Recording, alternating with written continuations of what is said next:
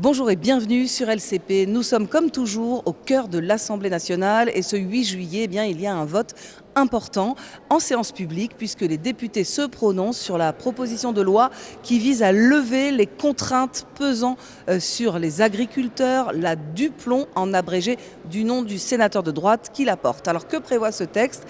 Il favorise le stockage d'eau dans des méga-bassines, il facilite l'agrandissement de certains élevages et il permet aussi la réintroduction en France de l'acétamipride, ce néonicotinoïde suspecté d'être un tueur d'abeilles qui était interdit en France depuis 2018. Une proposition de loi controversée, mais sur laquelle pourtant députés et sénateurs ont trouvé un accord. Et c'est ce compromis-là qui est soumis à un dernier vote de l'Assemblée nationale. C'est la procédure qui est pour, qui est contre. Place tout de suite aux explications de vote. Madame la Présidente, Madame la Ministre, Madame la Présidente de Commission, Madame la rapporteure Lefeur, chers collègues. Nous arrivons au terme d'un parcours parlementaire jalonné de désaccords, mais guidé par une même constante, celle de ne jamais dévoyer le sens de ce texte.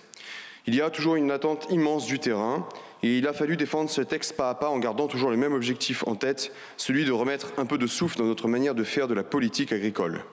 Depuis des années, les agriculteurs font face à une accumulation de contraintes et de décisions souvent prises à distance sans cohérence d'ensemble. Et la colère qui s'est exprimée ces dernières années s'est nourrie de ce ras-le-bol très concret face à des décisions absurdes doublées d'une impression terrible d'être considérés comme des suspects, à qui l'on demande toujours plus avec de moins en moins de moyens. Ce texte vise donc à répondre à cette impasse. Il ne prétend pas tout régler et je crois que c'est précisément sa force. Il me semble donc utile de dire ici que ce que cette proposition de loi contient vraiment avant que d'autres n'en fassent une lecture approximative ou orientée. Ce texte tel qu'il sort aujourd'hui est marqué par le travail de l'Assemblée nationale. Le compromis trouvé en commission mixte paritaire reprend dans ses grandes lignes l'architecture que nous avions construite en commission des affaires économiques. Beaucoup d'entre nous s'y sont investis et je les en remercie. Je veux donc rappeler ce que nous avons obtenu. À l'article 1, nous avons sécurisé des avancées concrètes, l'abrogation de la séparation conseil-vente pour les distributeurs uniquement, qui permettra de restaurer un cadre responsable et sécurisé pour le conseil délivré aux agriculteurs. L'intégration obligatoire d'un module d'aide à l'élaboration d'une stratégie phytosanitaire dans le cadre de la formation Certiphyto, dont le renouvellement est obligatoire tous les 5 ans. À l'article 2, nous avons fait supprimer plusieurs propositions du Sénat qui affaiblissaient le rôle de l'ANSES. Nous avons préservé son indépendance et sa capacité d'expertise. Sur mon initiative, nous avons inscrit une clause de revoyure obligatoire au bout de 3 ans pour la dérogation à acétamipride. Puis chaque année, le tout assorti d'un principe fondamental, la levée automatique de la dérogation dès lors qu'une des conditions de sa délivrance n'est plus réunie. Car oui, rappelons-le, l'interdiction reste la règle. Nous n'instaurons dans la loi qu'une mesure de dérogation qui ne sera obtenue qu'après avoir gravi une échelle de critères. Dérogation qui ne concernera qu'au mieux 1,7% des surfaces agricoles si toutes les filières demandeuses en obtenaient la dite dérogation. Dérogation dont l'objectif est aussi d'éviter des alternatives pires pour la santé humaine comme les péritrénoïdes par exemple. Par ailleurs, sur les cultures annuelles, il sera interdit dans le cadre d'un décret de planter des cultures attractives pour les abeilles si usage de la dérogation en question. C'est aussi une mesure que j'ai portée. Autre avancée majeure, l'interdiction de la production, du stockage, de la circulation de substances actives ayant fait l'objet d'un refus ou d'un non-renouvellement au niveau européen, mesure initialement défendue par plusieurs groupes d'opposition, n'est-ce pas Madame Bateau, mais aussi le groupe de la majorité. Toujours à l'article 2, Toujours à l'article 2, nous avons acté la création du comité des solutions sur la proposition de Jean-Luc Fugit. Ce comité devient un outil concret pour anticiper les impasses techniques. À l'article 3, nous avons préservé la liberté laissée à l'éleveur de choisir entre une réunion publique et une permanence en mairie sur les projets soumis à autorisation environnementale. Une simplification administrative qui ne renonce pas à la transparence démocratique. Et surtout, nous avons maintenu l'équilibre obtenu sur le régime des installations ICPE.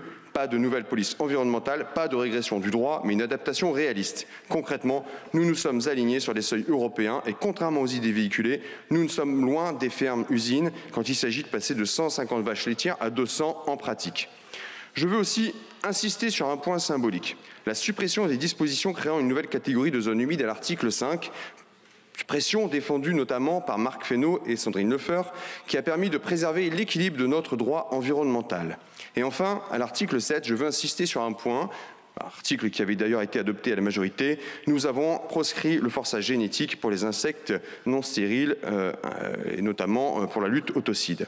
Ce texte donc a été profondément modifié, enrichi grâce aux forces en présence qui ont accepté de travailler avec intelligence. Je le redis ici, je n'ai cessé tout au long de ce processus et je continuerai de le faire, de défendre tous les agriculteurs sans exception, qu'ils soient en conventionnel, qu'ils soient en bio, qui attendent aussi notre soutien. Les grandes cultures comme les filières spécialisées. Cette bataille contre l'excès de normes les concerne tous.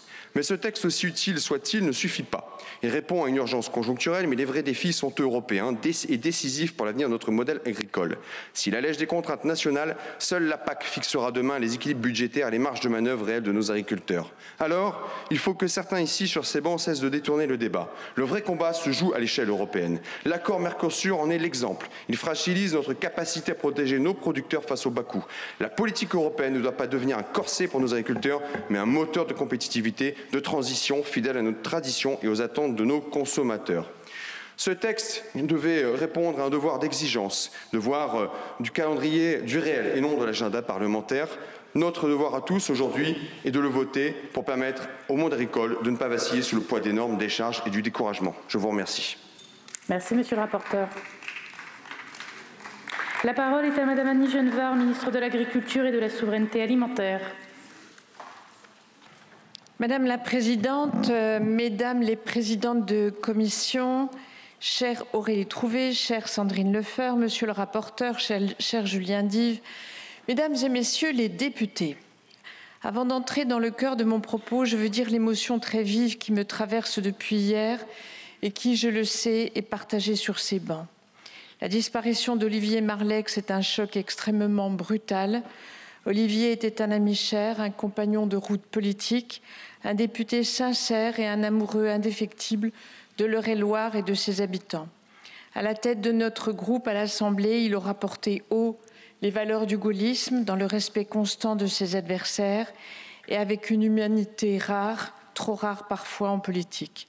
Je tenais à saluer sa mémoire et à lui rendre ici l'hommage qu'il mérite. Mesdames et Messieurs les députés, il y a quelques mois, les campagnes françaises ont rappelé ce que feignaient d'oublier certains, que nourrir un pays n'a rien d'une évidence. Cela exige un engagement quotidien, de la clarté dans les règles, de la constance dans les choix et de la reconnaissance dans les actes. En 4 ans, 10% d'exploitation en moins. En 1 an, une baisse de 9% de la production agricole jusqu'à 1/4 de production sur certaines production précisément. C'est la souveraineté alimentaire de la France, son indépendance qui sont menacées. C'est pourquoi ce texte, initié par les sénateurs Duplon et Menonville, que je remercie à nouveau ici, vise à lever les contraintes excessives au métier d'agriculteur. J'en ai partagé la finalité dès l'origine avec une obsession: aboutir. Aboutir en cherchant les voies d'un compromis qui conserve l'ambition sans ignorer les inquiétudes. Aboutir en mobilisant mes services, en obtenant la procédure accélérée, en multipliant les échanges avec les parlementaires de tous horizons, en défendant et en retravaillant chacune des dispositions du texte, malgré les contre-vérités. Le Parlement, lui aussi, a pris ses responsabilités. Le Sénat a trouvé les premiers équilibres en lien avec le gouvernement. L'Assemblée, sous l'impulsion des rapporteurs, a organisé le débat en commission. Et la majorité des groupes politiques a mis en échec la stratégie d'obstruction menée par LFI et les écologistes. Mesdames et Messieurs les députés, c'est ce travail en commun, cette volonté partagée d'aboutir qui nous conduit aujourd'hui à l'Assemblée, après une CMP conclusive et un vote au Sénat. Le moment est venu d'acter par votre vote les engagements pris devant le monde agricole. Cette responsabilité vous revient désormais. Ce faisant, c'est le chemin de la reconquête de notre souveraineté alimentaire que nous empruntons. Demain, les agriculteurs disposeront d'un accès plus large au Conseil pour piloter leurs exploitations, sans brader nos objectifs de réduction des produits phytosanitaires et sans rien renier sur les exigences de prévention contre les conflits d'intérêts. Demain, la gestion de l'eau, bien commun aussi vital que fragile, sera simplifiée pour permettre à l'agriculture de prendre toute sa place dans la transition écologique sans en être la victime collatérale. Demain, Certains produits autorisés ailleurs en Europe pourront l'être en France à titre dérogatoire pour les seules filières en impasse, économiquement menacées et engagées dans une recherche d'alternatives. Ces dérogations seront strictement encadrées, limitées dans le temps, réexaminées au moins tous les 3 ans et levées dès que les conditions ne seront plus remplies. À ma demande, l'INRAE identifie d'ores et déjà les filières concernées selon une méthode rigoureuse. Ces conclusions sont attendues à l'automne. Nos agriculteurs ne demandent pas de passe-droit, mais l'équité. Ils ne veulent plus subir des distorsions de concurrence issues de surtranspositions nationales injustifiées.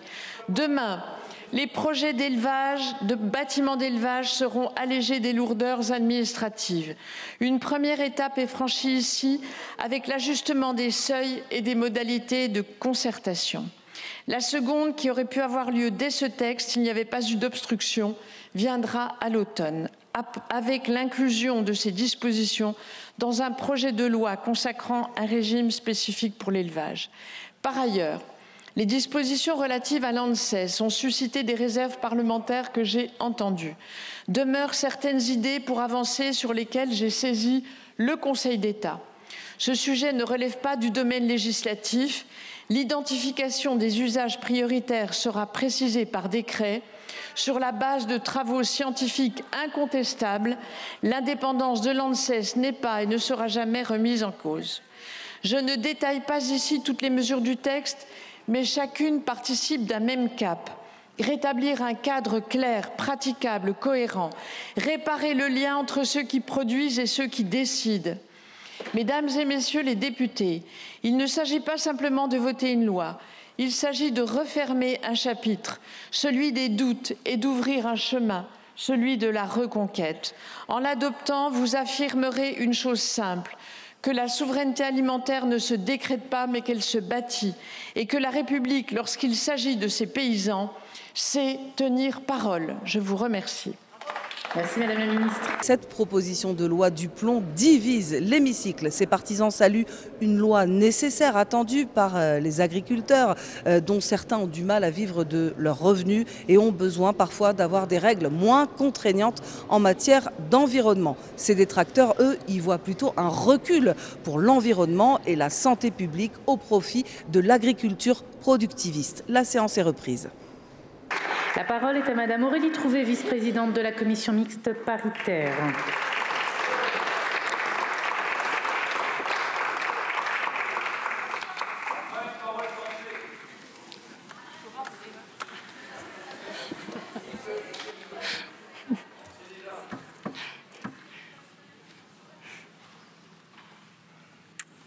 Bien. Madame la Présidente, Madame la Ministre, Monsieur le rapporteur, Madame la Présidente de commission, rapporteur pour avis, mes chers collègues, nous examinons les conclusions de la CMP réunie au Sénat le 30 juin dernier pour élaborer un texte commun sur la proposition de loi visant à lever les contraintes à l'exercice du métier d'agriculteur. 17 heures de débat en commission des affaires économiques. Je remercie donc à la fois le député Julien Dive, rapporteur pour la commission des affaires économiques, pour tout le travail qu'il a conduit ces derniers mois, et la présidente de la commission développement durable, aménagement du territoire, Sandrine Lefeur, rapporteure pour avis. Le choix inattendu de rejeter ce texte en séance a conduit à ce que nous ne disposions pas pour la CMP, que du texte du Sénat, ce que pour ma part, vous le savez, j'ai déploré. Cependant, je tiens à souligner l'effort de mon homologue au Sénat, la présidente Estrosi Sassone, qui a permis des conditions d'examen respectueuses et ouvertes en CMP. Mais à titre personnel, je considère que le résultat final est extrêmement inquiétant. Les seules concessions notables faites par les sénateurs ont consisté à préserver l'indépendance de l'ANSES dans l'évaluation des produits phytosanitaires et à renoncer à la création d'une nouvelle catégorie de zones humides. Mais pour combien de renoncements, chers collègues? Il reste la réintroduction de l'acétamipride.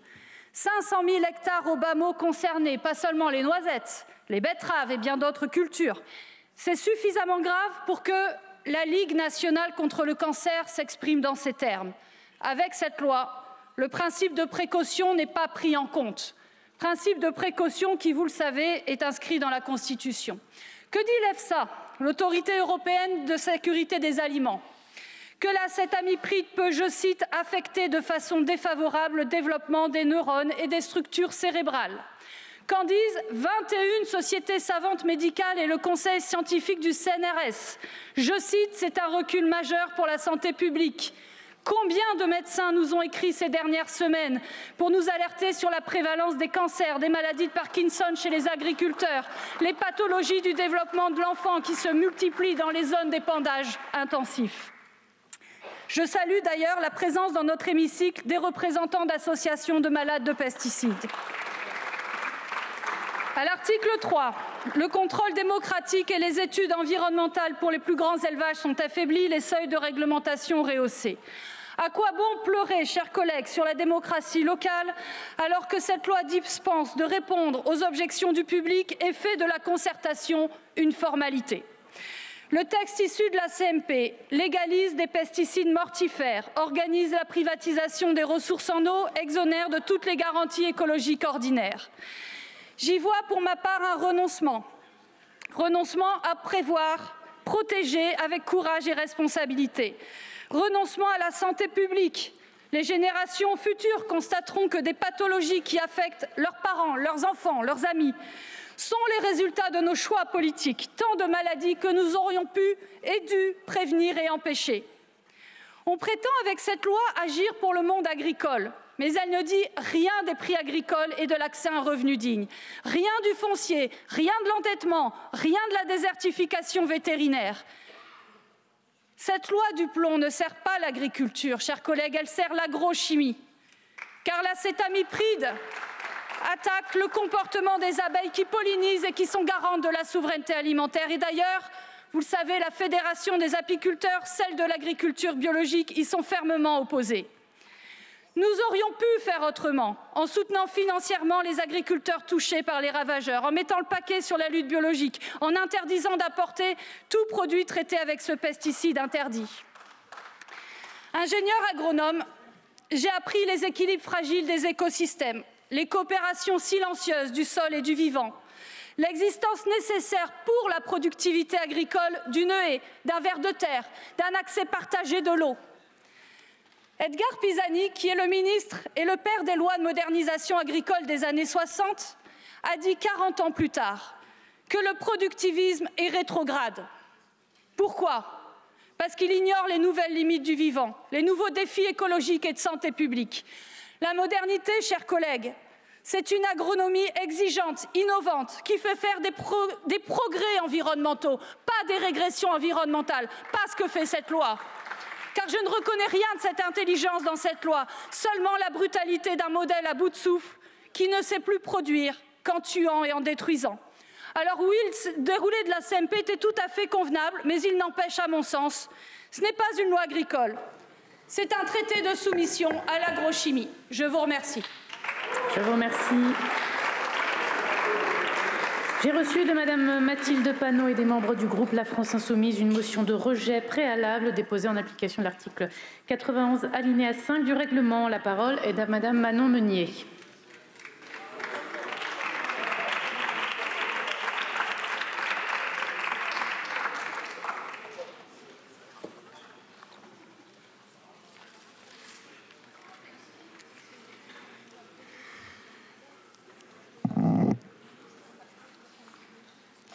Merci Madame la Présidente. Le plus souvent, ce sont les mamans ou les compagnes qui viennent nous déclarer les maladies professionnelles de leurs fils, de leurs compagnons à l'agence.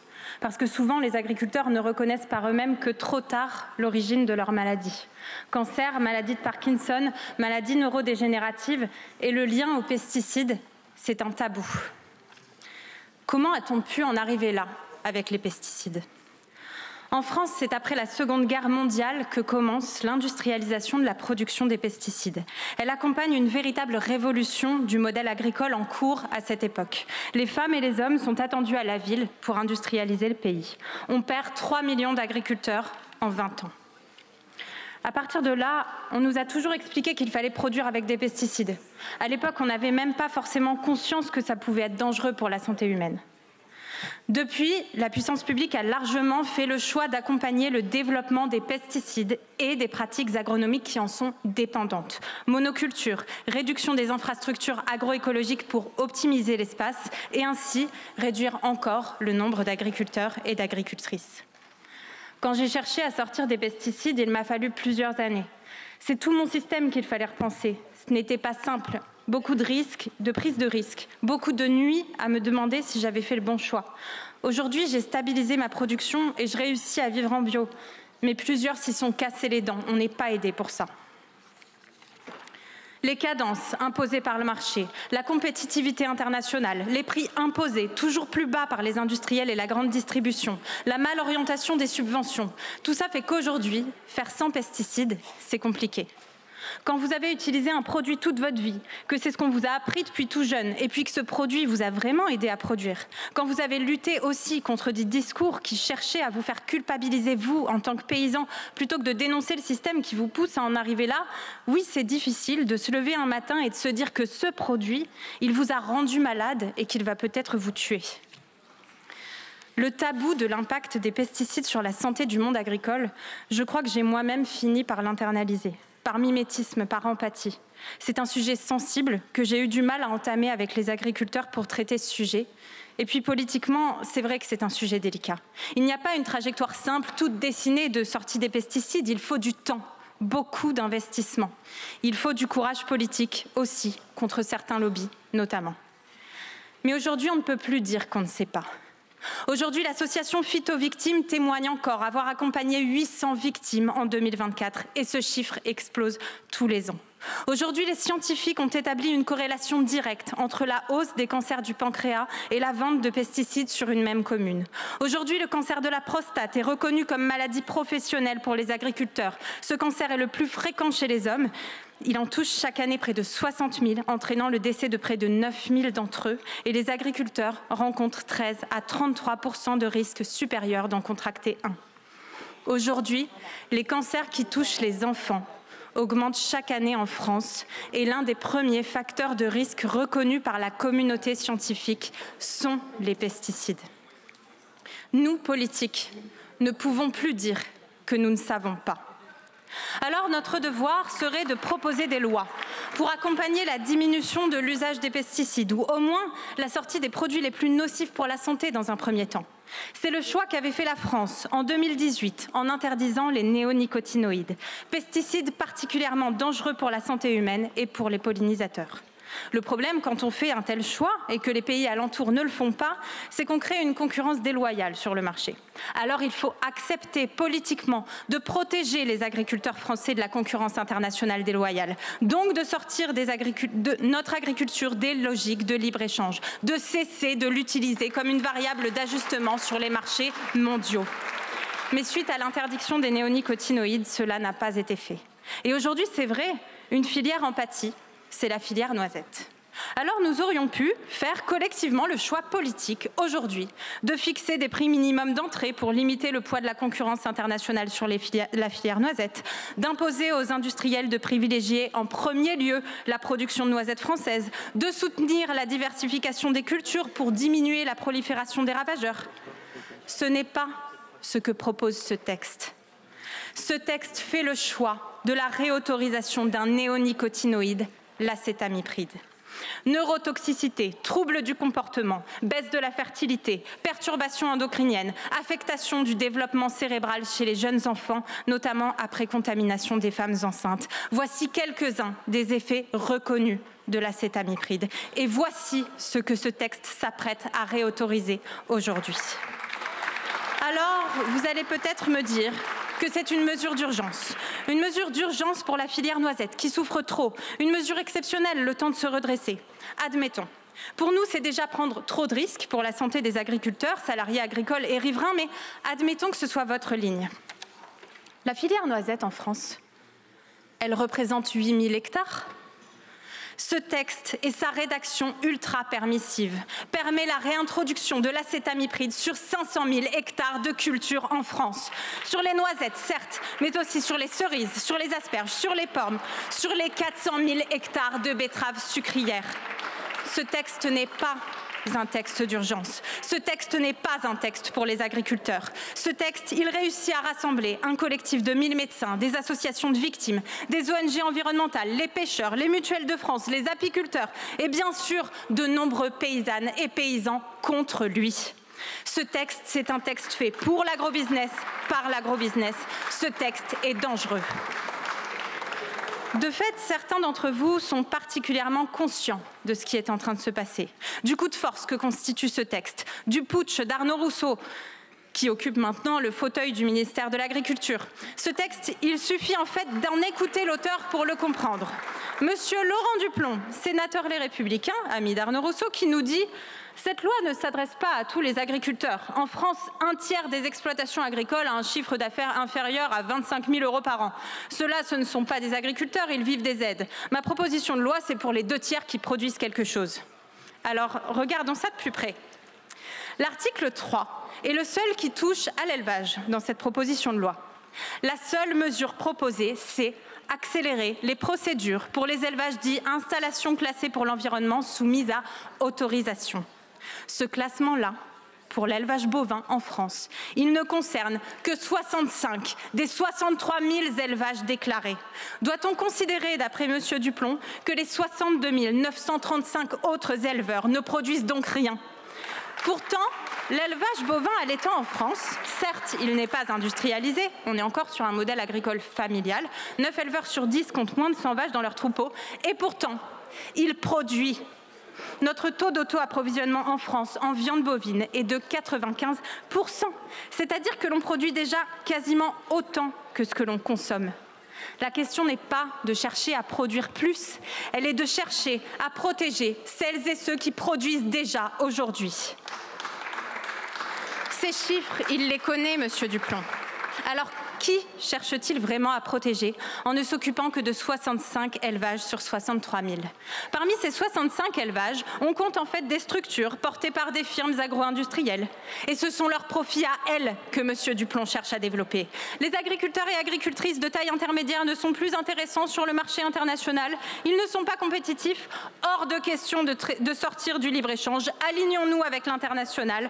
Passons sur des modèles de firmes. Passons sur du salariat, aux dépens de la santé publique, aux dépens de l'écologie, aux dépens en premier lieu des agriculteurs et des agricultrices, oui, mais pour leur profit. Manon, regarde, on n'est que fin juin et mes prairies sont déjà toutes cramées. Je crois que l'été va être long. L'urgence, elle est là.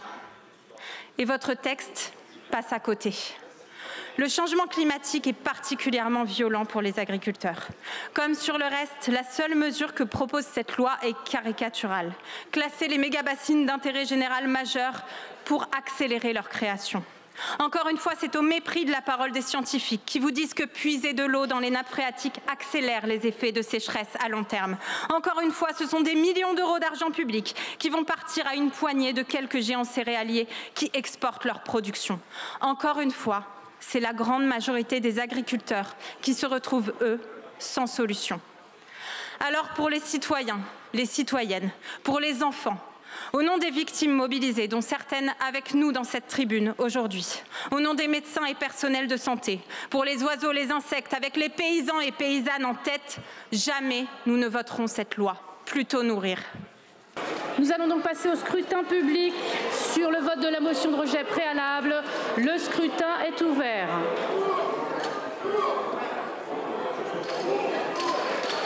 Le scrutin est clos.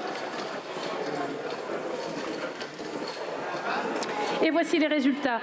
Votant 425, exprimé 422, majorité 212. Pour 158, contre 264, la motion de rejet préalable n'est pas adoptée. En conséquence, nous allons entamer la discussion générale. Merci de bien vouloir sortir dans le calme puisque je vais donner la parole à l'un de vos collègues.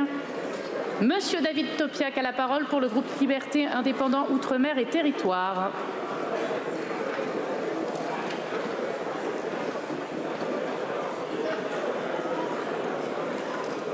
Alors.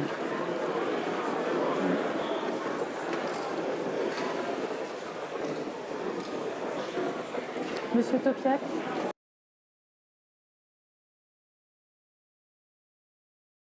Mes chers collègues, merci de laisser Monsieur Topiac rejoindre la tribune, s'il vous plaît.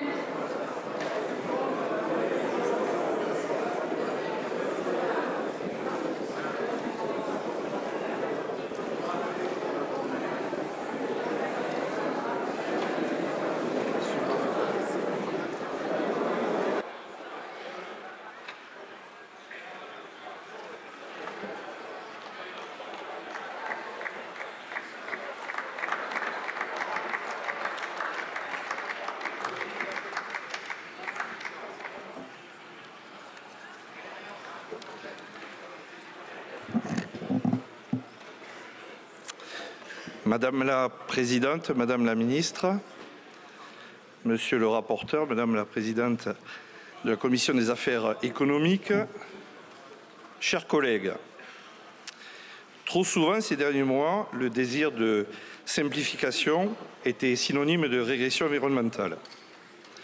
Ce texte, dans sa version initiale, ne faisait pas exception. La première copie présentée par les sénateurs était caricaturale, pour ne pas dire dangereuse. Nous avions d'ailleurs alerté sur les risques d'un tel texte. Je tiens ici à vous rappeler quelques-unes des dispositions les plus problématiques si le texte avait été adopté en l'état. Le ministre chargé de l'Agriculture aurait pu suspendre une décision de l'ANSES.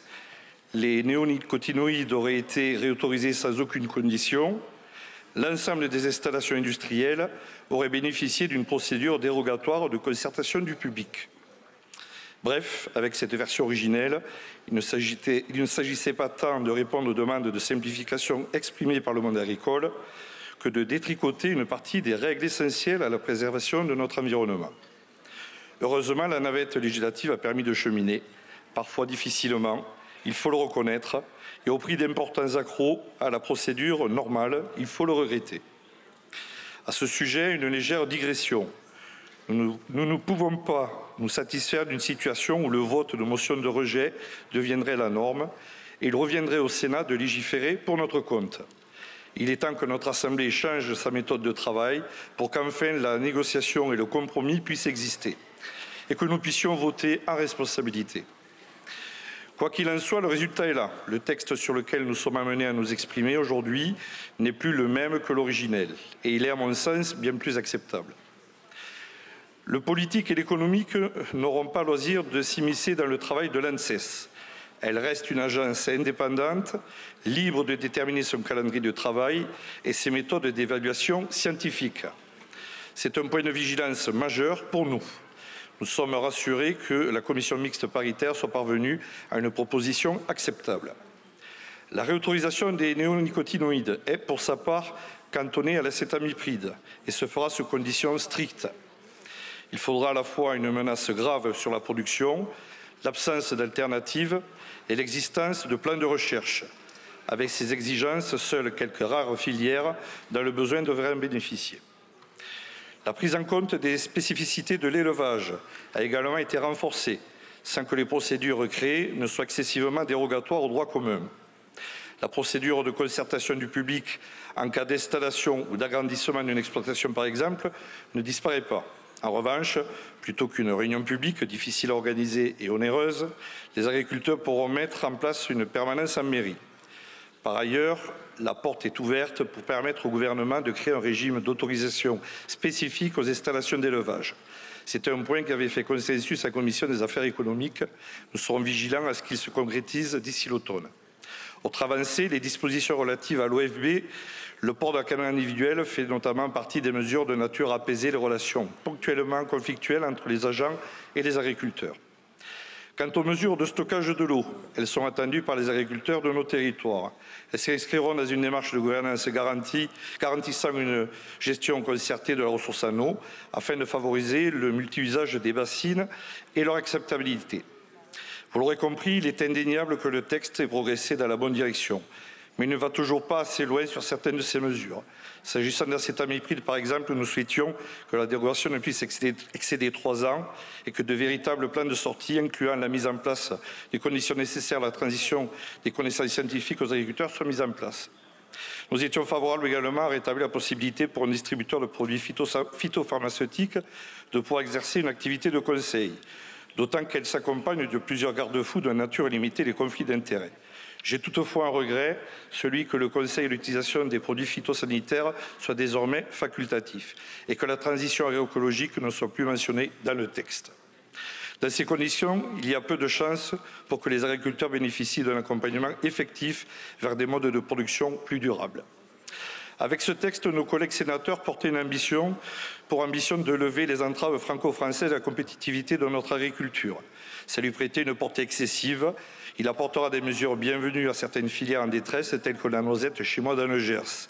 Mais les questions relatives à la concurrence déloyale que subissent nos agriculteurs au sein et en dehors de l'Union européenne sont loin d'être réglées.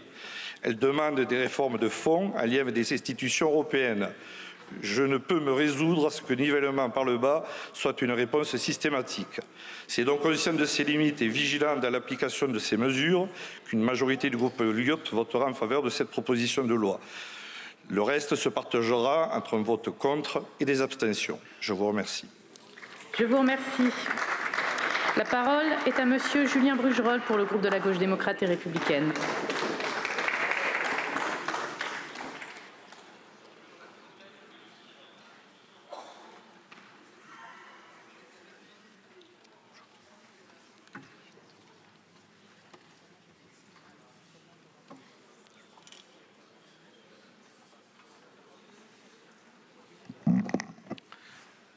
Madame la Présidente, Madame la Ministre, Monsieur le rapporteur, Mesdames les Présidentes de commission, chers collègues, nous voici invités à nous prononcer aujourd'hui sur un texte dont les conditions d'examen serviront sans doute de modèle de contournement du travail de notre Assemblée.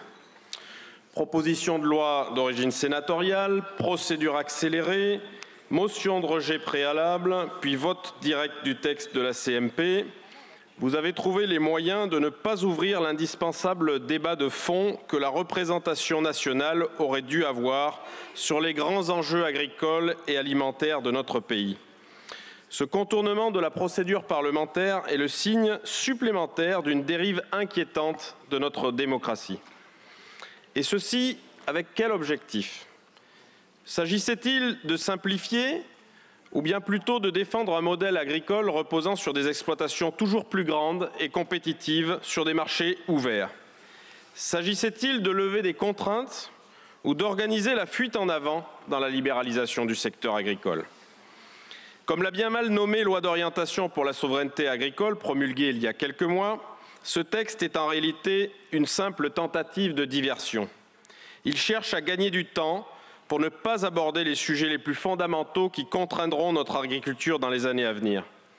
Il ne contient ainsi aucune mesure pour lutter contre l'insuffisance de revenus, faute de mesures fortes sur les prix d'achat et d'encadrement des marges de la grande distribution et des industriels.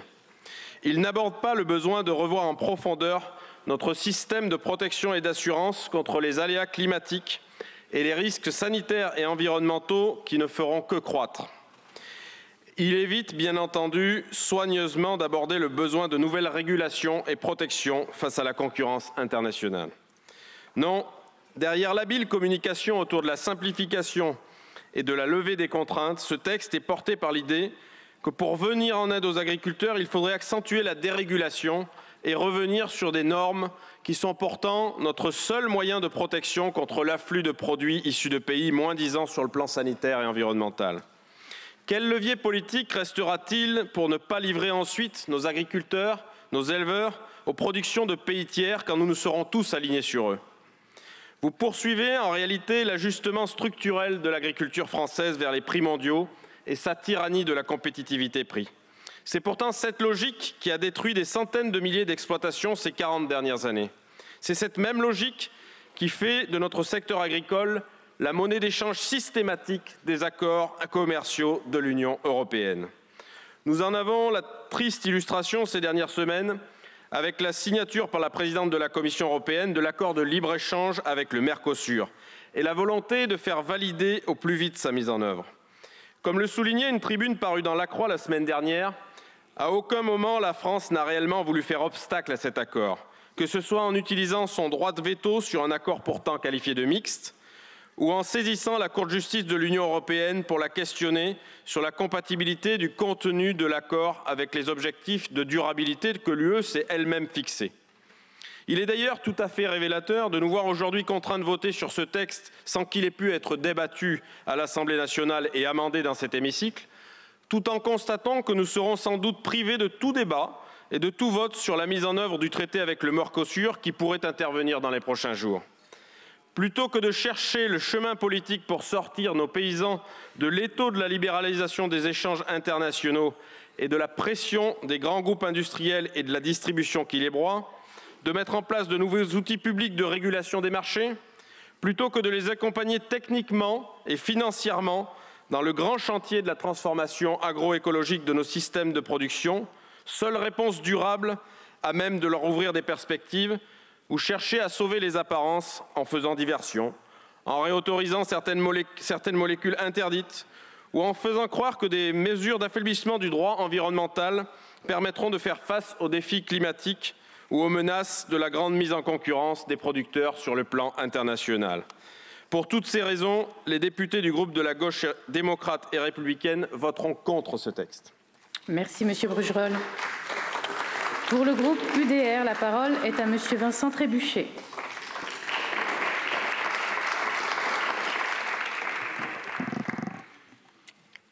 Madame la Présidente, Madame la Ministre, Madame la Présidente de Commission, Madame et Monsieur les rapporteurs. Chers collègues, soyons clairs. Sans le combat résolu du Rassemblement national et de l'Union des droites pour la République, ce texte aurait été irrémédiablement dévoyé. En commission à l'Assemblée nationale, la gauche a tenté d'en faire un outil de contrainte avec le soutien démissionnaire du bloc central. 17 articles supplémentaires, une écologie de l'interdiction, une offensive assumée contre toute ambition productive. Face à ces attaques contre notre agriculture, nous avons pris nos responsabilités en soutenant la première motion de rejet préalable, permettant un retour à une version plus conforme à l'esprit du texte sénatorial. Puis, en commission mixte paritaire, nous avons œuvré pour maintenir cet équilibre. Le ligne rouge était une fois de plus très clair. L'assouplissement de la séparation des activités de vente et de conseil, la dérogation d'urgence encadrée pour l'usage de l'acétamipride et la reconnaissance d'intérêt général majeur pour les ouvrages de stockage d'eau dans les territoires structurellement déficitaires. Grâce à la détermination de nos collègues Hélène Laporte, Hervé de Lépinot et Emmanuel Bléry, ces lignes rouges ont été respectées. Si le compromis final préserve l'essentiel, force est de constater que nombre d'outils structurants de la version initiale ont été édulcorés très en amont. Ce n'est pas la commission mixte paritaire, mais bien le Sénat, dominé par les Républicains, qui a contribué à restreindre l'ambition de ce texte. Premièrement, la séparation entre vente et conseil est maintenue pour les produits conventionnels, mais levée uniquement pour les produits bio, de biocontrôle ou à faible risque. Un dispositif bancal qui crée une rupture d'égalité entre les modèles agricoles. Deuxièmement, sur l'ANSES, la disposition initiale introduisait un pouvoir général de suspension à l'initiative du ministre. Il s'agissait d'un mécanisme souple, applicable à tout moment, et qui redonnait une place aux politiques dans l'arbitrage entre les exigences sanitaires et les impératifs de souveraineté agricole. À l'inverse de la dérogation par décret, qui demeure une mesure d'exception activable en cas d'urgence, la suspension constituait un levier structurel et durable. Nous aurions pu même aller plus loin en redonnant, comme ailleurs, le pouvoir d'autorisation de mise sur le marché au ministère de l'Agriculture. Le texte prévoit aussi qu'une alternative aux néonicotinoïdes ne pourra être imposée que si son coût n'est pas sensiblement plus élevé, mais sans en définir les seuils, laissant planer une insécurité juridique. Sur les drones, l'ambition d'un outil rationnel et encadré se dilue dans les restrictions excessives. Leur usage est réservé aux pentes supérieures à 30%, aux bananeraies et aux vignes mères, tandis que les autres cas devront passer par des expérimentations validées par l'ANSES sur 3 ans. Cette lenteur administrative bride la généralisation de cet outil reconnu comme plus vertueux. Le relèvement des seuils ICPE constitue une vraie avancée. Il est d'autant plus notable que le texte assume, pour la première fois, une dérogation ciblée au principe de non-régression. C'est un signal fort. Mais il faudra par ailleurs revoir rapidement la nomenclature complète et les procédures d'autorisation. Enfin, le port des caméras piétons par les agents de l'OFB appelle à la vigilance, même s'il semblait nécessaire. Si le cadre juridique est précis, l'enjeu symbolique est réel. Nous ne pouvons pas, d'un côté, prôner la confiance envers nos agriculteurs et de l'autre, multiplier les dispositifs de contrôle. Alors oui, le groupe UDR votera ce texte parce que, grâce à l'engagement commun du RN et de l'UDR, il échappe au pire. Parce qu'il contient des signaux de rupture importants, notamment sur la reconnaissance de l'eau comme ressource stratégique et sur l'assouplissement des contraintes réglementaires. Mais nous sommes loin du but et surtout, nous allons beaucoup trop lentement pour nos producteurs de noisettes, de cerises et tous nos agriculteurs qui désespèrent de ces atermoiements. Très rapidement, il faudra donc poursuivre le travail commencé. Revenir sur les arbitrages perdus, défendre nos productions face aux importations qui contournent nos normes, sécuriser l'usage de produits phytosanitaires sans danger pour la santé déjà autorisés partout en Europe, faire reconnaître que l'usage de l'eau à des fins agricoles ne doit pas être combattu mais soutenu dès lors qu'il est maîtrisé. Et pour mener cette politique agricole de rupture, il faudra une majorité claire, courageuse et déterminée. Une majorité d'union nationale, pas une coalition fragile ou un centre sans boussole, otage de la gauche et de ses diktats hors sol. Que les choses soient claires, ce n'est pas avec cette Assemblée actuelle que l'on remportera le défi urgent de notre souveraineté alimentaire. Alors cette Assemblée, il faut la renouveler profondément et rapidement. Laissons les Français redonner une majorité au bon sens pour nos agriculteurs et pour leur noble travail au service de tous les Français. Je vous remercie. Merci, Monsieur Trébuchet. Pour le groupe Rassemblement national, la parole est à Monsieur Hervé de Lépinot.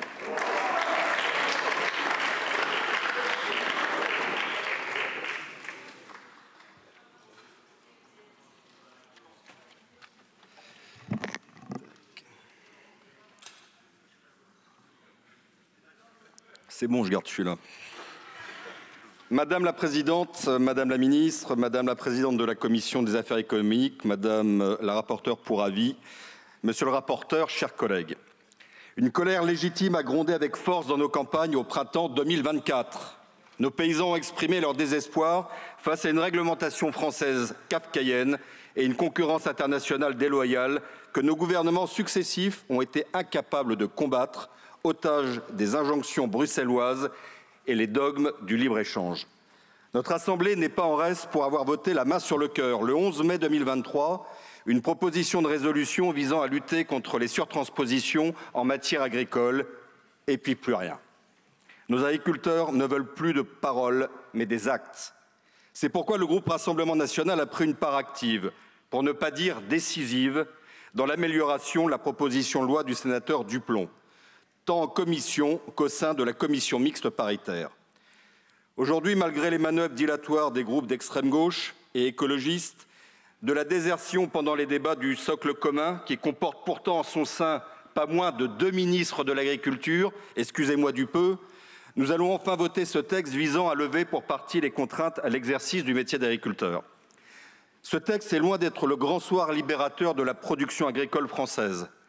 Il n'en demeure pas moins un coup de frein dans la dégringolade que subit notre agriculture depuis les présidences de François Hollande et d'Emmanuel Macron. Le message de nos paysans est clair, plus d'interdiction sans solution. Ce principe de bon sens est porté sans relâche par notre groupe quand une gauche radicalisée, enfermée dans ses obsessions punitives, fait mine de pleurer les effets, liquidation judiciaire des exploitations et plus grave, suicide d'agriculteurs, dont elle chérit les causes, surtransposition, hyper-réglementation. Ces mêmes décroissants ont voulu faire de la France le laboratoire mondial de l'écologie punitive. Les résultats sont probants, aucun autre pays ne suit notre trajectoire. Bien au contraire, tous profitent de notre naïveté, inondant notre marché de produits cultivés sans contrainte. Nos paysans ne réclament pas la charité, ils demandent qu'on les laisse concourir loyalement avec leurs compétiteurs étrangers. La réponse de la gauche à cette supplique fut claire. Près de 3500 amendements déposés en séance pour bloquer le texte. 3500 amendements destinés non pas à améliorer la conduite des exploitations, mais à empêcher purement et simplement tout progrès pour nos agriculteurs. A contrario, il faut saluer le travail d'Hélène Laporte en commission des affaires économiques, d'Emmanuel Bléry en DDAT et de tous leurs collègues du camp national qui ont œuvré dans un seul but, sauver l'agriculture française. Nous avons porté une ligne claire en commission mixte paritaire. Le Rassemblement national soutiendra toute mesure favorable aux agriculteurs français. Nous ne voterons pas un énième texte vidé de sa substance pour faire plaisir à la gauche pastèque, verte à l'extérieur, rouge à l'intérieur. Parmi nos nombreuses victoires, on retiendra la fin de la séparation de la vente du Conseil pour les produits de biocontrôle et les produits phytopharmaceutiques en agriculture biologique. L'obligation d'accompagner la recherche et d'indemniser les agriculteurs en cas d'interdiction d'un produit autorisé dans l'Union européenne. La reconnaissance des retenues d'eau et bassines comme d'intérêt général majeur, l'eau étant indispensable à toute production agricole. Et enfin, un recours temporaire à l'acétamipride pour les filières en crise, noisettes, cerises, quand la lutte contre les ravageurs ne connaît pas d'alternative. Nous restons cependant lucides. Ce texte est certes une victoire, mais une victoire partielle. Il faudra attendre 2027 pour mettre un terme à la concurrence étrangère déloyale, pour instaurer une préférence nationale assumée et pour garantir durablement à nos agriculteurs un revenu digne et juste. Surtout, nous resterons vigilants quant au futur de ce texte. Nous n'avons pas oublié ce qui s'est passé lors de la loi d'orientation agricole, où le Conseil constitutionnel a œuvré pour détricoter les dispositions majeures du texte. Madame la ministre, la balle reviendra bientôt dans votre camp. Ne tardez pas à prendre les décrets d'application nécessaires à sa mise en œuvre. Idem pour le PLF 2026, où vous avez promis de réparer les effets de bord de la LOA, en particulier sur la question des baux agricoles. Nous vous le disons amicalement, nos agriculteurs ne supporteront pas une trahison de plus. Investir dans l'agriculture, c'est investir dans l'avenir de l'humanité, disait très justement Ban Ki-moon, ancien secrétaire général des Nations Unies. Aujourd'hui, chers collègues, il ne s'agit pas seulement d'un test technique, mais bien de décider du devenir de notre souveraineté alimentaire. Le groupe Rassemblement national a fait le choix de soutenir activement nos agriculteurs, ceux qui nourrissent le pays, entretiennent nos territoires et portent notre souveraineté alimentaire. Nous serons aujourd'hui comme demain aux côtés de nos agriculteurs pour défendre leur droit à produire, leur droit à vivre dignement de leur métier et leur droit à transmettre leur exploitation. Je vous remercie. Madame la Présidente, Madame la Ministre de l'Agriculture, Madame la Présidente de Commission, Monsieur le rapporteur. Nos agriculteurs font face à un triple défi. Produire des aliments de qualité, les produire à bas coût, tout en respectant des normes sanitaires et environnementales parmi les plus exigeantes au monde. Nos agriculteurs nous alertent régulièrement pour nous dire combien leur métier est devenu difficile. Trop de normes, trop de contrôles, trop d'injonctions contradictoires. Des agriculteurs qui subissent déjà les effets du changement climatique. Je pense à l'augmentation des aléas extrêmes, gel, grêle, sécheresse, mais aussi à l'arrivée d'espèces invasives qui complexifient encore davantage leur travail, comme me le rappellent souvent les arboriculteurs et les éleveurs du Rhône que je salue depuis cette tribune. La volonté de notre groupe, c'est d'apporter des réponses concrètes aux problématiques rencontrées. En mai 2023, mon groupe parlementaire a fait adopter une proposition de résolution visant à lutter contre toute surtransposition en matière agricole. En janvier dernier, le Sénat a adopté la proposition de loi sur laquelle nous allons nous prononcer aujourd'hui. Proposition dont l'article 2 visait notamment à réautoriser l'usage de l'acétamipride. Dès lors, 3 options s'offraient à nous. La première, fermer la porte à toute réautorisation de cette substance au mépris de nos engagements passés vis-à-vis des agriculteurs concernant les surtranspositions et laisser de fait les filières sans solution risquer de disparaître. La deuxième, accepter la proposition initiale des sénateurs qui voulaient d'une part réautoriser l'acétamipride sans condition et d'autre part remettre en cause l'indépendance de l'ANSES. Cette option n'a jamais été envisageable pour nous. Et enfin la troisième, envisager la réautorisation de l'acétamipride dans un cadre dérogatoire de droit commun, identique à ce qui se fait dans d'autres pays d'Europe, où je rappelle que l'acétamipride est autorisé par l'EFSA, l'Autorité européenne de sécurité des aliments. En responsabilité, pour répondre aux attentes des agriculteurs en difficulté, avec ma collègue Anne-Sophie Ronceray, nous avons proposé à notre groupe de choisir cette troisième voie. Le texte sur lequel nous allons nous prononcer est différent de celui initialement porté au Sénat. Il est le fruit d'un travail constructif mené en commission des affaires économiques avec le rapporteur Julien Dive, puis en commission mixte paritaire, qui a tenu compte des orientations que nous avions adoptées en commission. Je souhaite maintenant revenir sur les points majeurs du compromis trouvé avec le Sénat. L'article 1, portant des mesures en faveur de l'assouplissement de la séparation vente-conseil relatif aux produits phytopharmaceutiques, a été grandement clarifié et amélioré. Cet article permet le maintien de la séparation des activités de vente et de conseil pour les producteurs de produits phytosanitaires et la suppression de la séparation de ces mêmes activités pour les distributeurs. In fine, cet article garantit aux agriculteurs de mieux comprendre les coûts associés à chaque service en leur permettant de faire des choix éclairés, indépendants et objectifs. Pour l'article 2, au-delà de la seule question de la réautorisation de l'acétamipride, il propose d'interdire dès 2026 la fabrication, le stockage et la circulation de produits contenant des substances interdites par l'Union européenne. Il inscrit aussi dans la loi, et à notre demande, le comité des solutions à la protection des cultures, lancé en mars 2024 par le gouvernement de Gabriel Attal, qui réunit et fait dialoguer agriculteurs, chercheurs, instituts techniques et plusieurs ministères autour de l'objectif que nous partageons d'identifier les impasses et faire émerger des solutions alternatives, durables et soutenables. Les articles 3 et 4 viennent, eux, alléger des contraintes bien identifiées, simplification des démarches pour l'élevage, possibilité de recours sur les évaluations de pertes de récolte. C'est du concret très attendu pour les exploitants agricoles. S'agissant des dispositions relatives à la gestion de la ressource en eau de l'article 5, un enjeu fondamental pour notre agriculture, nous sommes satisfaits du compromis trouvé. La qualification d'intérêt public majeur pour les ouvrages de stockage de l'eau est une avancée importante. Une qualification modifiée selon notre souhait en retirant du texte la création d'une nouvelle catégorie de zones humides qui aurait entraîné leur dégradation. Nous regrettons néanmoins que notre proposition de protection des captages d'eau n'ait pas été retenue. Chers collègues, depuis la crise du début 2024, les gouvernements successifs et le Parlement se sont mobilisés pour apporter à nos agriculteurs des réponses concrètes à travers les mesures d'urgence prises par le gouvernement de Gabriel Attal, les mesures budgétaires portées par vous, Madame la Ministre, l'adoption de la loi d'orientation agricole largement soutenue par notre Assemblée et la loi pour l'utilisation des drones d'épandage. Cette proposition de loi vient donc compléter cet ensemble en apportant de nouvelles réponses pour aider nos agriculteurs à exercer leur métier dans des conditions dignes et durables. C'est pour toutes ces raisons que le groupe Ensemble pour la République votera dans sa grande majorité en faveur de cette proposition de loi. Merci, Monsieur Fugy.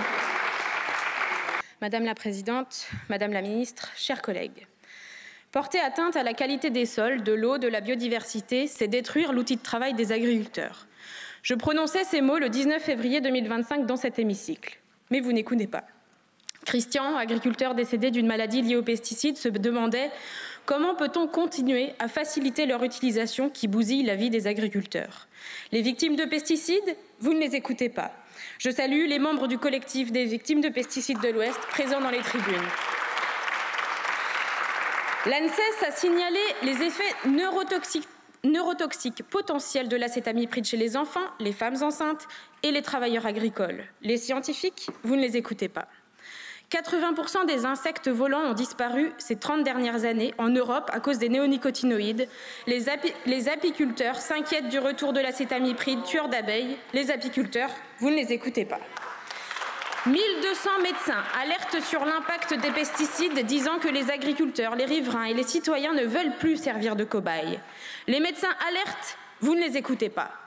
Le Conseil d'État confirme le bien fondé scientifique de l'interdiction de l'acétamipride et d'autres néonicotinoïdes. Les juges, vous n'écoutez toujours pas. Agriculteurs, victimes de pesticides, apiculteurs, scientifiques, économistes, médecins, juristes, que vous faut-il de plus pour arrêter de soutenir les lobbies des pesticides? Ils contaminent tous les milieux, l'eau, le sol, l'air, les aliments. Beaucoup d'entre nous sont parents.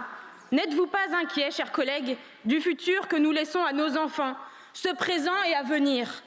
Lorsque je me promène avec mon enfant et que je croise un pulvérisateur autoporté dans un champ, eh bien moi j'ai peur pour sa santé. Et je pense à Elliot, 9 ans, atteint d'une leucémie causée par les pesticides pulvérisés à côté de sa maison. Je pense à Amy, 11 ans, décédée des suites d'un cancer causé par l'exposition aux pesticides de sa maman lors de sa grossesse. Laure nous écoute depuis la tribune et je salue sa force et son courage. Cette loi est la béquille d'un système agro-industriel à bout de souffle. Si l'agrochimie veut continuer à faire n'importe quoi avec nos vies, qu'elle en assume les conséquences. Avec mon groupe, nous déposons une proposition de loi visant à améliorer la reconnaissance et l'indemnisation des maladies professionnelles liées aux pesticides. Les victimes n'ont pas à subir la double peine, la maladie et le parcours du combattant. pour la faire reconnaître. Finalement, la question centrale du prix juste et de l'alimentation saine ne sera jamais posée. Il y a 2 ans, le président Macron promettait des prix rémunérateurs au Salon de l'agriculture. Il a menti, encore. En disant que les pesticides sont indispensables à l'agriculture, vous oubliez ceux qui produisent une alimentation saine et de qualité en agriculture biologique. Celles et ceux qui, il y a 30 ans, comme mes parents, se battaient pour prouver la viabilité de leur système en bio, sont encore aujourd'hui méprisés. La preuve, le gouvernement supprime les financements du Fonds Avenir Bio et de l'Agence Bio. Mais oui, à quoi bon soutenir les alternatives aux pesticides ? Ce qui a fait la plus-value de la production française, c'est l'agriculture à taille humaine, créatrice d'emplois, rémunératrice, respectueuse de l'environnement. Mais voilà, encore une fois, ce texte favorise la production à outrance, l'agrandissement des élevages au détriment de l'installation. 30% des élevages français ont disparu entre 2010 et 2020. La concurrence déloyale qui leur est imposée par les accords de libre-échange tue les élevages. Le dépôt de l'accord entre l'Union européenne et le Mercosur est imminent. J'ai du mal à croire que la facilitation de l'agrandissement des élevages dans ce texte ne soit un hasard. Surtout quand on sait que l'opposition du gouvernement n'est qu'une façade. Il n'a jamais souhaité aller au bras de fer avec l'Union européenne pour s'y opposer. Le relèvement des seuils des élevages classés pour la protection de l'environnement ne permettra pas de concurrencer l'importation de viande brésilienne. Cela va surtout continuer à dégrader la situation sanitaire des élevages, influenza aviaire, MHE, FCO et aujourd'hui dermatose nodulaire. Moi, comme d'autres parmi vous, avons subi des intimidations pour soutenir ce texte. Des méthodes que je dénonce. La peur ne doit pas dicter le vote des représentants du peuple. Des méthodes odieuses qui n'ont malheureusement pas été dénoncées par le ministère de l'Agriculture. Assez des discours creux et des reculades sur l'écologie. L'intérêt général doit être la boussole de nos choix et de nos décisions en tant qu'élus de la nation. Chers collègues, voter pour ce texte ou s'abstenir, c'est cautionner la disparition des fermes à taille humaine qui maillent nos territoires. Voter pour ce texte ou s'abstenir, c'est cautionner un modèle qui empoisonne les terres, la biodiversité, les agriculteurs, les citoyens et nos enfants. Je vous remercie. Pour le groupe socialiste et apparenté, la parole est à monsieur Dominique Potier.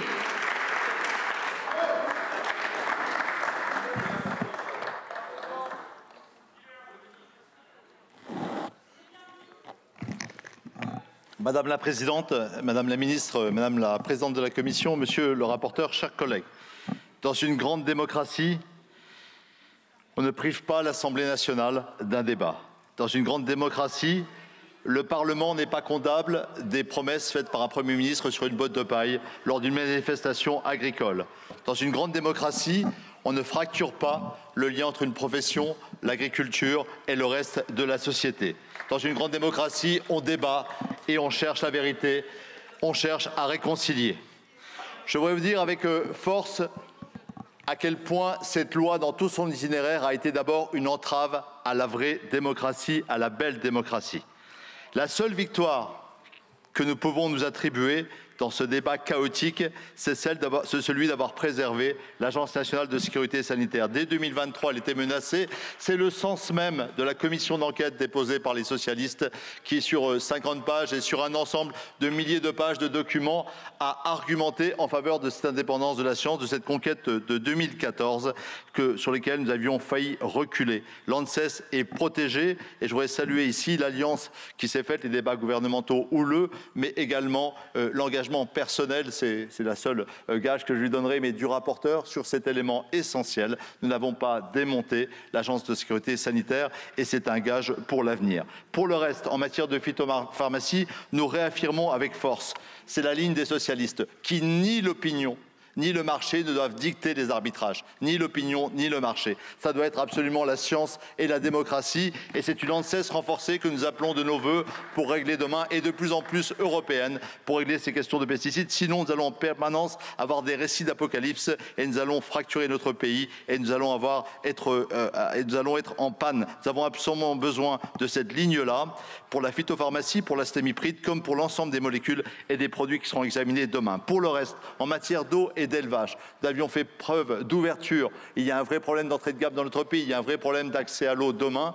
Nous rappelons que sans prise en compte de l'agronomie en matière d'élevage, les concentrations peuvent provoquer des dégâts irréversibles vers l'environnement et que nous tenons à ce que les élevages, quelle que soit leur forme, continuent à être pilotés par des paysans et non par des firmes. Nous avons rappelé que pour l'eau, sans démocratie territoriale et sans études scientifiques, il était vain de promettre un usage et un intérêt général majeur aux paysans. C'était fracturer encore, donner des illusions et créer des controverses. Mais l'essentiel est ailleurs, chers collègues, l'essentiel est ailleurs.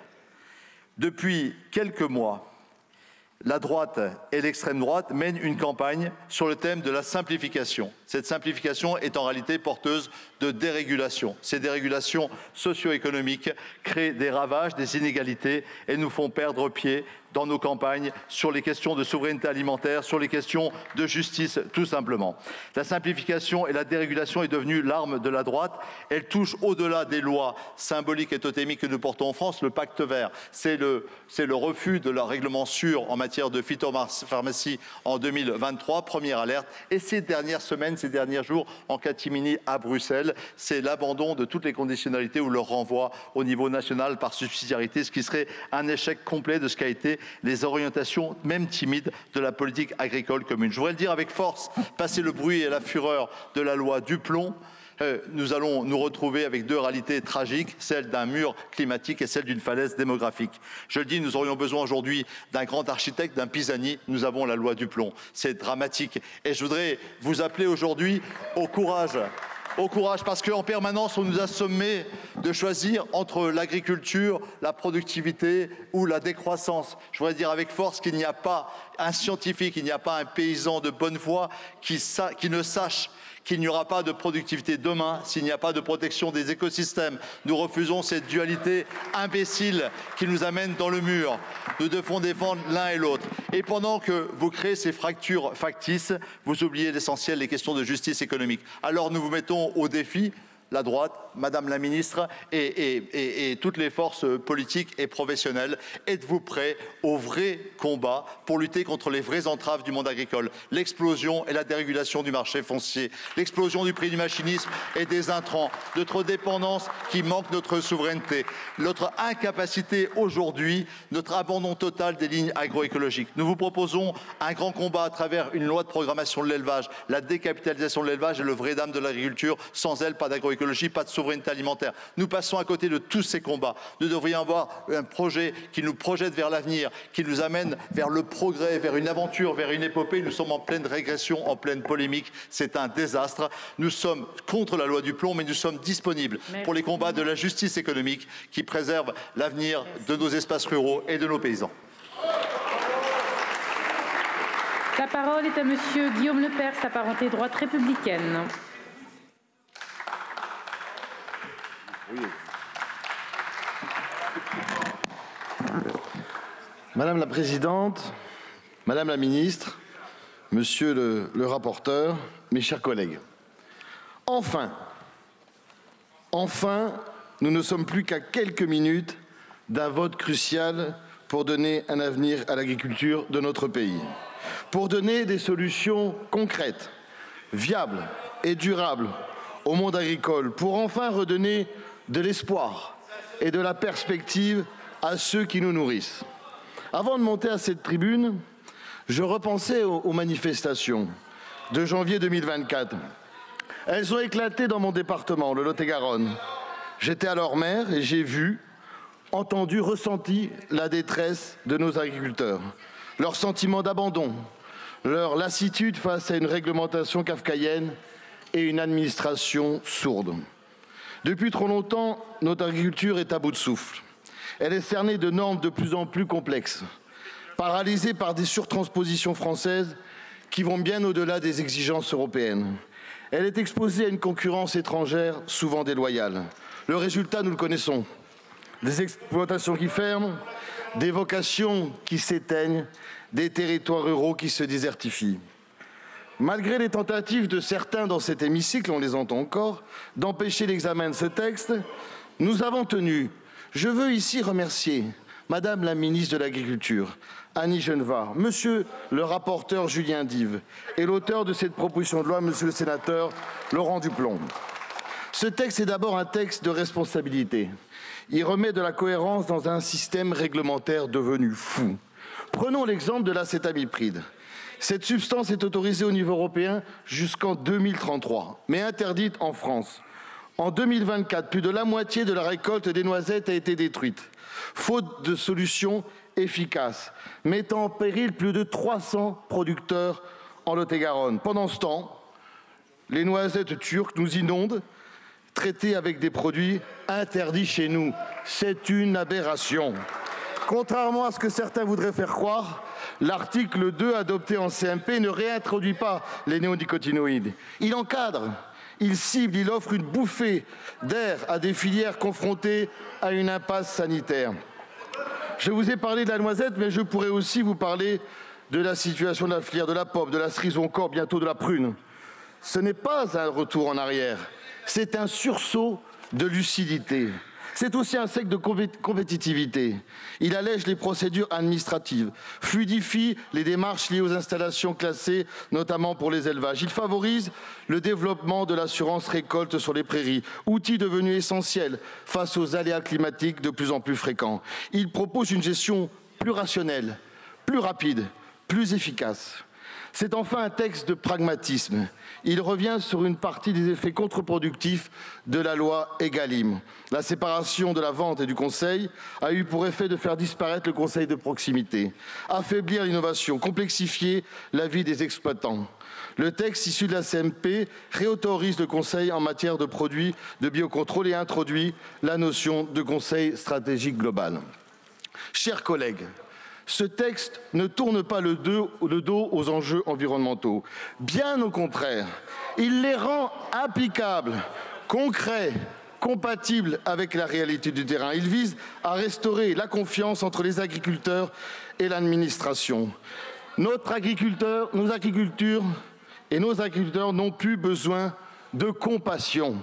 Ils ont besoin de solutions, car il n'y a pas d'avenir dans notre pays sans nos paysans. Ce texte ne résoudra pas tous les maux du monde agricole, on le sait. Il reste encore beaucoup de travail, notamment sur la question du revenu des agriculteurs et des nombreuses surtranspositions qui pénalisent nos agriculteurs français. Et nous devrons rester vigilants, effectivement, quant aux accords entre l'Union européenne et le Mercosur.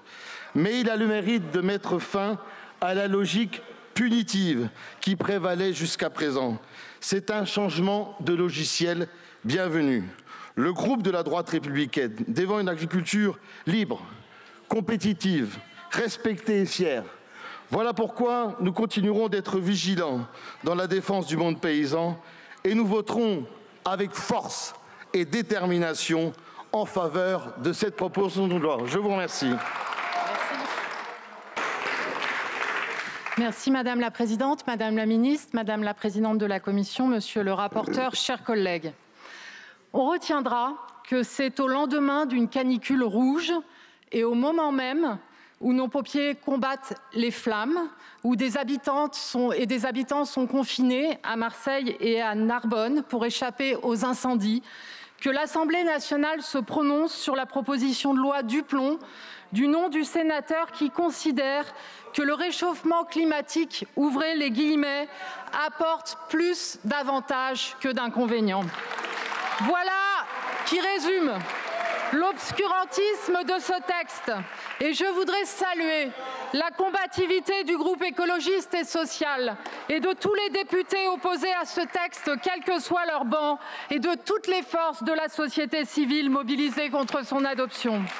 Là où la loi Duplomb était camouflée derrière le verbiage de la levée des contraintes, là où elle aurait dû passer comme une lettre à la poste, malgré la manipulation inédite de la motion de rejet pour empêcher le débat, grâce à vous, tout le monde a bien compris qu'il ne s'agit pas d'une loi pour aider l'agriculture, mais d'une loi d'empoisonnement alimentaire. Le gouvernement a perdu la bataille de l'opinion. Vous avez perdu les scientifiques, les malades des pesticides, les apiculteurs, toutes celles et tous ceux qui aiment la nature et qui ressentent du plus profond de leur être qu'il n'y a qu'une seule santé et que notre destin est uni à celui des sols, de la terre, des arbres, des oiseaux, des insectes, des cultures dont nous nous nourrissons et de l'eau que nous buvons. Cette loi poison n'est pas juste un recul environnemental, un de plus parmi d'autres. C'est le feu vert donné à la déconstruction écologique.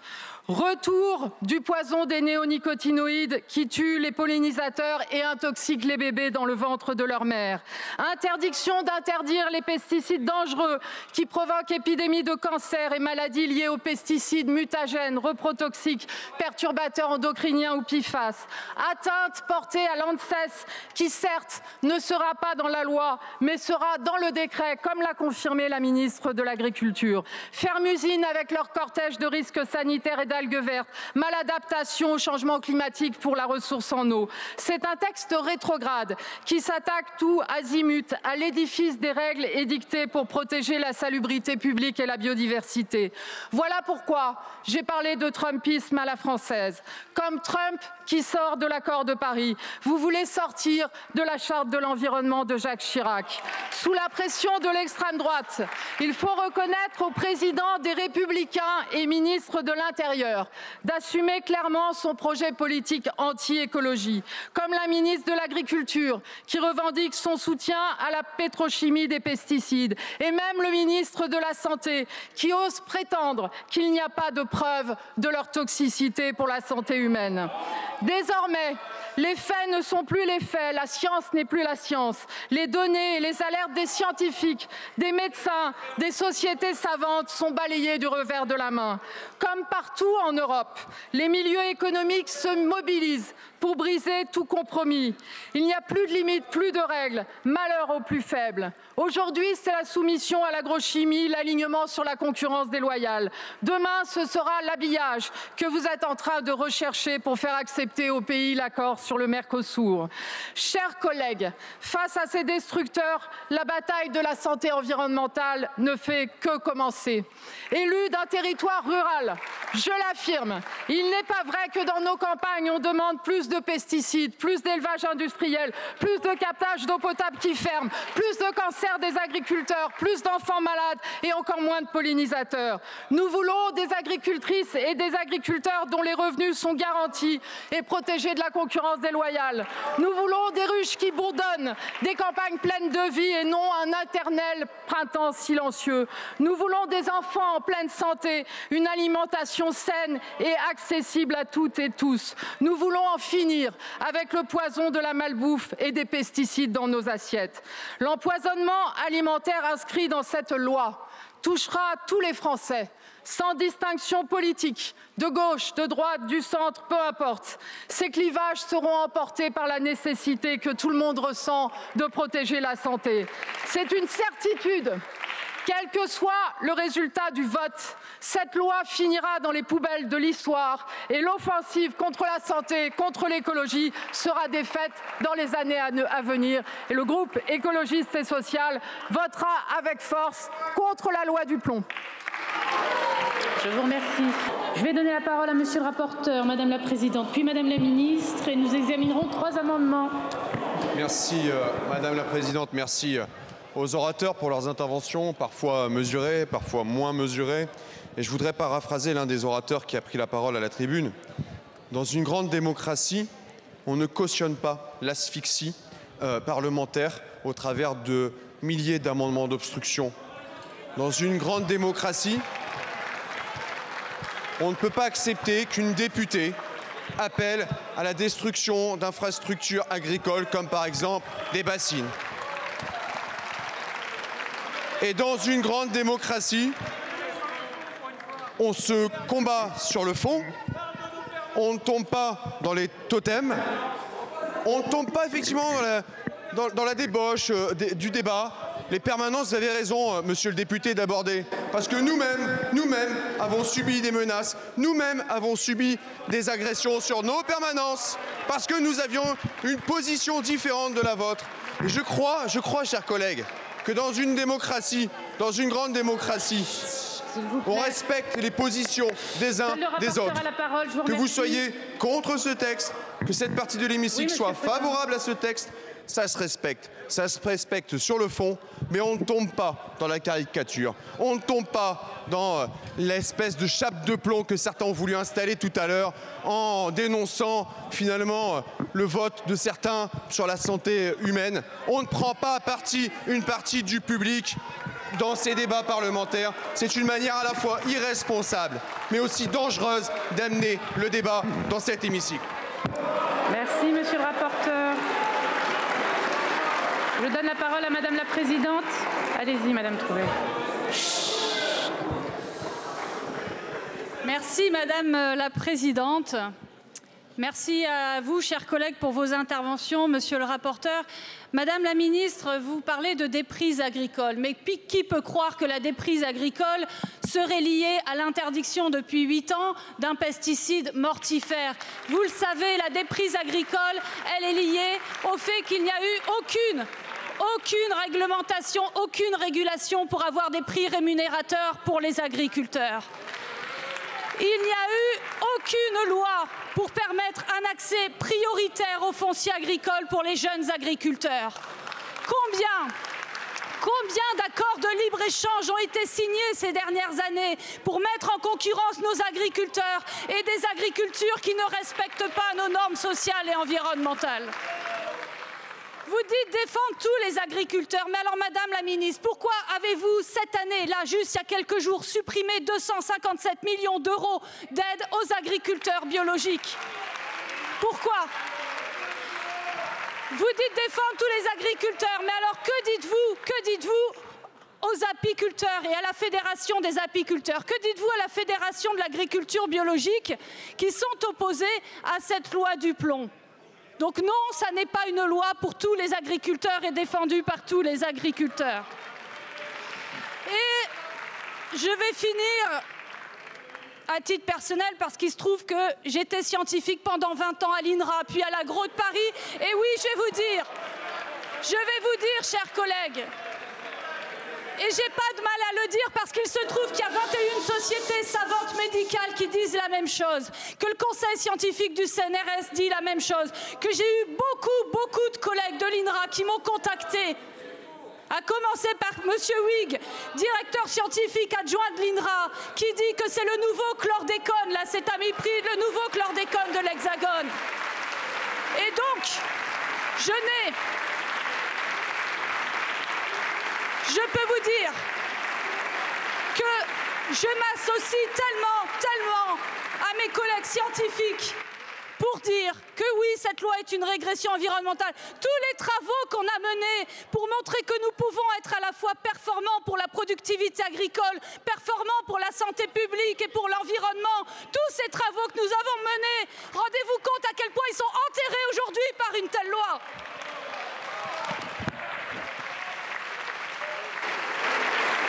Merci. Madame la ministre a la parole. Merci. Je vous demande de bien vouloir écouter Madame la ministre. Madame la présidente. S'il vous plaît, mes chers collègues. Monsieur Coulomb. Mesdames et messieurs les députés. Les agriculteurs nous disent, et vous ne les entendez pas, combien leur travail est devenu difficile. Et cette proposition de loi, je veux le rappeler, ambitionne d'alléger leurs contraintes, les contraintes qui pèsent sur leur métier. Ce qui a manqué dans ce débat, mesdames et messieurs les députés, ce qui a si souvent dérapé, caricaturé les points de vue, déformer l'ambition, ce qui a manqué dans ce débat, ce qui vous a manqué dans ce débat, c'est d'écouter les agriculteurs eux-mêmes, ce que nous dit l'immense majorité des paysans. Avons-nous le droit moralement d'ignorer ces paysans quand ils supplient qu'on les laisse accéder à l'eau, quand ils supplient qu'on les laisse accéder à des produits qui permettent de sauver les récoltes, quand ils supplient qu'on les laisse moderniser, y compris pour le bien-être animal, les bâtiments d'élevage. En opposant agriculture et environnement, cette opposition, c'est vous qui la nourrissez.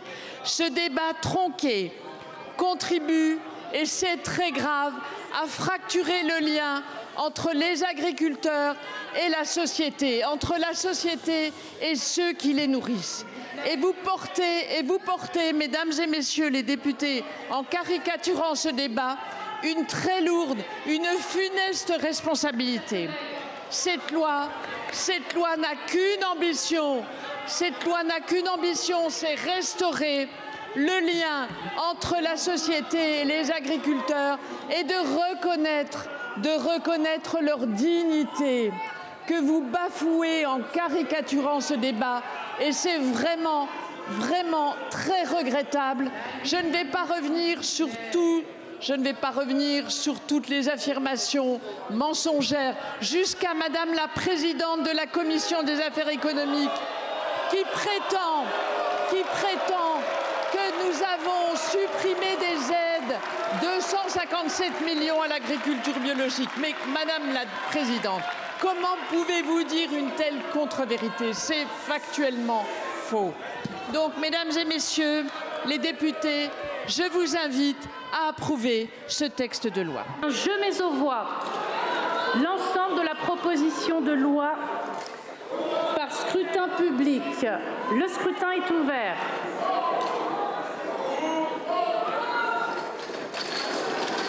Le scrutin est clos.